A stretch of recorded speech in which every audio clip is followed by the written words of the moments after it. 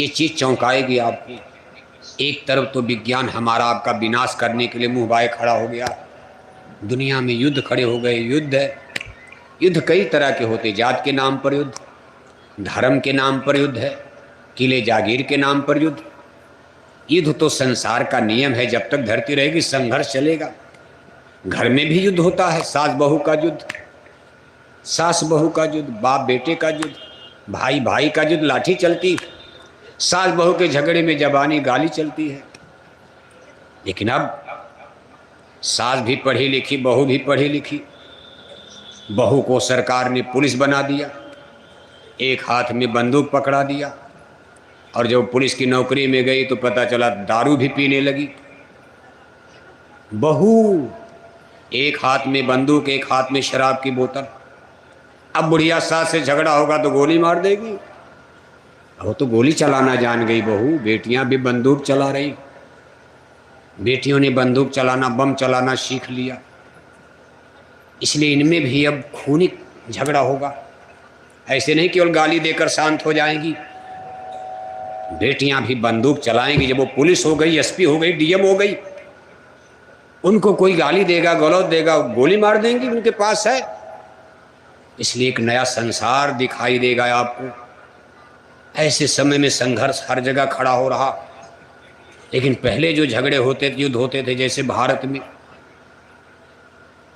1000 बरस पहले जब भारत में मुसलमान नहीं आए थे, सब हिंदू राजा राज करते थे। राजस्थान के राजा, बिहार के राजा, यूपी के राजा, मध्य प्रदेश के राजा, सब हिंदू राजा थे। तभी तो लड़ाइयाँ होती थी। लेकिन उस समय राजाओं की लड़ाइयाँ किले महल की होती थी। जनता कहती भाई चलो एक हिंदू राजा मर गए, दूसरा हिंदू राजा है तो हिंदू राजा, वो भी भगवान राम को मानते, भी भगवान राम को, हमारा धर्म तो नहीं बदलेगा। लेकिन जब भारत में मुसलमानों का आक्रमण हुआ, मुसलमान आए, तब एक नया युद्ध खड़ा होता है, किले महल, और साथ ही साथ धर्म का भी युद्ध खड़ा हो गया। मुसलमान जिस राजा, हिंदू राजा को हराते थे, उसका किला महल तो लेते थे, और वहाँ की जनता से कहते थे कि आप इस धर्म को छोड़कर मुसलमान बन जाओ। देश की जनता बेचारी क्या करेगी जब राजा मार दिए गए। कितने लोग मुसलमान बन भी गए, कोई मुसलमान बाहर से तो आए नहीं, सब यहीं के बन गए बिहार में। कुछ राजा नवाब बन गए, मुसलमान बन गए राज रियासत के लालच में। कुछ लोग संघर्ष भी के, भाई हम ऐसा नहीं होने देंगे। इसमें सबसे बड़ा नाम देखो महाराणा प्रताप का था। सबसे पहला उन्होंने विद्रोह किया था, घास की रोटी खाए, लेकिन अकबर के सामने कहा भाई ना ना ना, मैं ऐसा नहीं होने दूंगा। फिर उत्तर भारत में गुरु गोविंद सिंह, गुरु साहिबानों की 10वीं पातशाही, गुरु गोविंद सिंह जी महाराज का नाम आता। ये महाराणा प्रताप के बहुत बाद अकबर का, महाराणा प्रताप का संग्राम अकबर से, और गुरु गोविंद सिंह और दक्षिण भारत में मराठा छत्रप शिवाजी महाराज, ये दो शक्तियाँ एक साथ औरंगजेब से जूझ रही हैं। औरंगजेब ही मुगल सम्राट, अंतिम मुगल सम्राट, सबसे शक्तिशाली।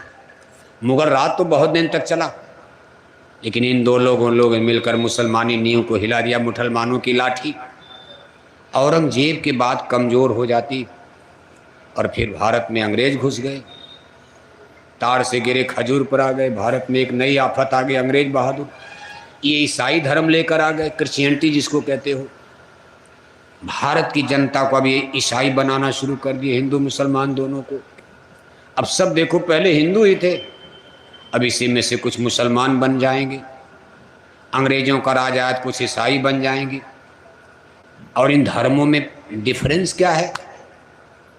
अब इसीलिए तो संघर्ष हो रहा है। जैसे हिंदू धर्म कहता है कि गाय माता है, गाय को दाना चारा पानी दोगे भगवान खुश होगा। हिंदू धर्म क्या कहता है कि गाय की सेवा करोगे भगवान खुश होगा। मुसलमानों का धर्म क्या कहता है? चाकू तलवार लेकर गाय को टुकड़े टुकड़े काटो, जब गाय का खून गिरेगा, जितने गाय को काटोगे मारोगे। गाय मार दिया ईद मुबारक, बकरी मार दिया बकरीद मुबारक। कहते भाई गाय को मारो काटो भगवान खुश होगा। वो भगवान को खुदा कहते, अल्लाह ताला खुदा रब्बुल आलमीन। अब दोनों धर्मों में कितना डिफरेंस है बताओ आप। आपके गांव में, आपके सिवान में मुसलमान भाई रहते होंगे, हमारा कोई कंप्लेन नहीं है, लेकिन अगर हम इनमें समझौता कराना चाहें कि भाई एग्रीमेंट कर लिया जाए, तो क्या हिंदू तैयार होंगे गाय को मारने के लिए? अगर मुसलमान के भाई समझौता कब होगा? जब हिंदू लोग भी गाय को मारें, काटें अपने दशहरा दिवाली में। हिंदू कभी तैयार नहीं होंगे। हिंदू कहें भाई हम मुसलमानों से प्यार करेंगे, अगर गाय माता का मारना बंद कर दें, मुसलमान कहेंगे मेरा धर्म खतरे में आ जाएगा अगर हम गाय मारना छोड़ देंगे, हमारा दीन इस्लाम खतरे में आ जाएगा, मजहब नहीं हो सकता। समझौता करते करते गांधी बेचारे थक गए। महात्मा गांधी राष्ट्रपिता, वो भी बहुत मेहनत की। कहा ईश्वर अल्लाह तेरे नाम सबको सम्मत दे भगवान, जो ईश्वर है वही अल्लाह है, राम है वही रहीम है, जो केसर है वही करीम है, क्यों झगड़ा करते हो धर्म भगवान के नाम पर। लेकिन आज़ादी की लड़ाई और जिस दिन देश आज़ाद होने वाला समय 1947, जब भारत पाकिस्तान का बंटवारा होने लगा, लाखों हिंदू मुसलमान कत्ल कर दिए गए। हिंदुओं ने मुसलमानों को मारा, मुसलमानों ने हिंदुओं को, उनके बच्चे बच्चियों को, छोटे छोटे बच्चे। गांधी महात्मा का हृदय पसे, अरे कहा ये आदमी नहीं है, छोटे बच्चों को मार डाला, औरतों को मार डाला। गांधी महात्मा में उनको गोली ही मार दिया, खुद मार दिया लोगों ने। कौन एग्रीमेंट करवाएगा, कौन समझौता करवाएगा? और जब तक कोई एग्रीमेंट नहीं होगा, ये धर्म के नाम पर झगड़े खत्म नहीं हो सकते, चलता रहेगा इसी तरह। क्या कोई रास्ता है? संसार में बड़ी बड़ी मल्टी फौज, अमेरिका भी चाहता है, रूस भी चाह रहा, लेकिन वो लोग देखो खुद युद्ध में पड़ जाते हैं, झगड़े में आ जाते हैं। रूस बेचारा युद्ध में फंस गया। अमेरिका दुनिया को शांति का पाठ पढ़ाने वाला, इजराइल को लेकर के युद्ध में फंसने जा रहा है। उधर यूक्रेन को लेकर के रूस से अमेरिका की टेंशन, इजराइल को लेकर दुनिया के मुसलमानी देशों से टेंशन। अब तो ये डर लग रहा है कहीं धर्म के नाम पर ही विश्व युद्ध न हो जाए। अगर धर्म के नाम पर विश्व युद्ध होता है, ये संसार के लिए सबसे खतरनाक बात होगी, फिर संसार बचेगा नहीं। धर्म के नाम पर अगर विश्व युद्ध होगा तो हम दो मोर्चे पर लड़ाई लड़ेंगे। एक तो राष्ट्रों का युद्ध होगा, भारत पाकिस्तान का, भारत चीन का, और दूसरा धर्म के नाम पर चूंकि झगड़ा हो रहा विश्व युद्ध, इसलिए भारत में गृह युद्ध होगा हिंदू मुसलमानों का। मुसलमान हिंदू आपस में यहाँ भी लड़ सकते, यहाँ भी पुलिस लगानी पड़ेगी सिवान में, उधर पाकिस्तान की सीमा पर चीन में लगानी पड़ेगी, पाकिस्तान की सीमा पर। मुसलमान कहेंगे भगवान पाकिस्तान ही जीत जाए, हिंदू खत्म हो जाए। हिंदू लोग कहेंगे भगवान पाकिस्तान खत्म हो जाए, सब एक दूसरे को खत्म करना चाहते। लेकिन क्या हमारे आपके कहने से कोई खत्म होगा? जिसको ईश्वर भगवान जिसकी बाँह न पकड़े, जिसको ईश्वर भगवान नहीं खत्म करेगा, कोई खत्म कर सकता है? 700 बरस मुसलमान भारत में राज के, क्या हिंदू खत्म हो गए? संसार चलेगा, लेकिन हमको आपको दुनिया में रहना, कोई समझौता तो करना पड़ेगा। थोड़े दिन तो रहना है, ये भी नहीं कि लाख 2 लाख 10 लाख बरस आप रहोगे। कितने लोगों का जीवन 70 बरस इसमें बैठे हो आप। 70 बरस के बाद आपका जीवन अब 1 बरस बचा है, 1 बरस। अगला सावन का महीना आपकी जन्म कुंडली में नहीं है, इसी में आप बैठे हो। कितने लोगों का 5 बरस बचा है। अरे जीवन तो एक निश्चित पीरियड पर ख़त्म हो जाएगा। इस साल 2 साल के लिए इतना बड़ा जद्दोजहद करने की क्या जब भाषण देते रहते हो आप? आप इस संसार की जड़ता को, वास्तविकता को, सच्चाई को समझो। सबसे पहले ये जान लो धर्म कहाँ किसे गया है, धर्म किसने बनाया है। क्या धर्म कई किस्म का होता? आज तो कहने के लिए दुनिया में धर्मों की संख्या 4200 बताई जा रही। बताओ आप, रिलीजियस सिस्टम, संसार में धर्मों की संख्या 4200 बताई जा रही। 2-4 धर्म का नाम तो हम आप भी पढ़ते रहते, लेकिन संसार में आज धर्मों की संख्या 4200।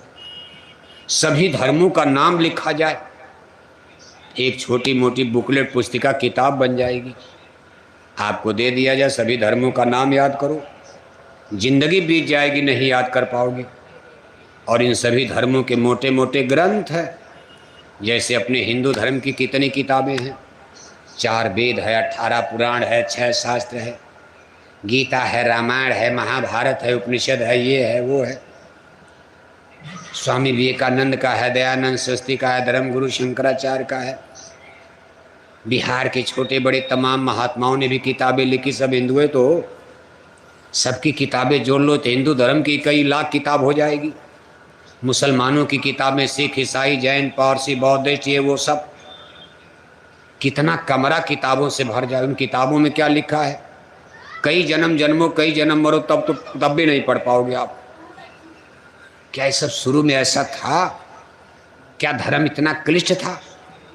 अब सब किताब पढ़ी जाए, सबकी एनालिसिस किया जाए, तब तो समझ में आए भाई बाइबिल में क्या लिखा है, कुरान में क्या लिखा है, हदीस में क्या लिखा, वेद में क्या लिखा है, सिखों के गुरु ग्रंथ साहब में क्या लिखा, गुरुओं ने क्या लिखा, कबीर ने क्या लिखा है, नानक ने क्या लिखा, दादू दरिया ने क्या लिखा, बिहार के छोटे बड़े महात्माओं ने धर्म के बारे में क्या लिखा। पढ़ते पढ़ते मरी जाओगे, कई जन्म बीत जाएगा, पढ़ पाओगे आप? इसलिए धर्म क्या इतना कठिन था? इसलिए धर्म बना क्यों? धर्म का उद्देश्य क्या है? धर्म का मतलब क्या होता? धर्म का सीधा मतलब है आत्मा का कल्याण करना। धर्म का उद्देश्य, धर्म क्यों बना हमारे आपके लिए? जैसे जानवर के लिए कोई धर्म की जरूरत नहीं है, गाय के लिए, बैल के लिए, कुत्ता बिल्ला कीड़ा मकोड़ा पशु पक्षी आराम से खाओ जियो, भी बेटा बेटी पैदा करते हैं, जानवर नहीं पैदा करता। आप कुतिया के बच्चे को लेकर कुएं में कूद जाओ, अपने बच्चे के लिए वो भी कुएं में कूद जाएगी। आप कुतिया के बच्चे को छू दो, भों भों काटने दौड़ेगी, आप वो भी प्यार करती। लेकिन उनके लिए कोई धर्म वरम नहीं है। धर्म केवल मनुष्य के लिए बनाया गया। क्यों? आत्मा का कल्याण करने का नाम धर्म है।